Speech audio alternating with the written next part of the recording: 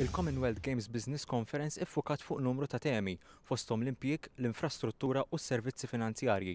Il-Prim Ministru Joseph Muscat indirizza din il-konferenza u tkellem dwar in-negozju li jista' jsir bejn il-pajjiżi tal-Commonwealth. Il-Prim Ministru ddeskriva l-lob tal-Commonwealth bħala mezz li jsaħħaħ lil pajjiżi involuti f'komunità miftuħa l-kummerċ bla naħħari jkun l-iżvilupp u l-prosperità taċ-ċittadini. Huwa jemmen li l-Commonwealth jista' jara tkabbir ekonomiku permezz tal-kummerċ flimkien ma' rieda politika, governanza solida u edukazzjoni b'saħħitha. Qal li dawn it-tliet fatturi għenu biex lejxin ta' diversi komunitajiet jitjieb ħafna tant li dawn issa jinsabu fuq il-mappa ekonomika.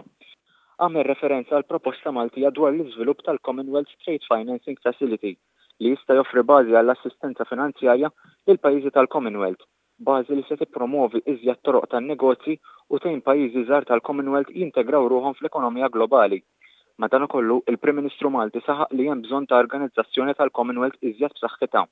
Muscat qal li l-Commonwealth għandu jkompli jinvesti fis-settur edukattiv permezz ta' scholarships biex it-tfal u żgħażagħ ikunu mħarġa sew u jkunu jistgħu jintegraw ruħhom faċilment fil-kummerċ u jkunu kapaċi jadattaw skont iż-żminijiet.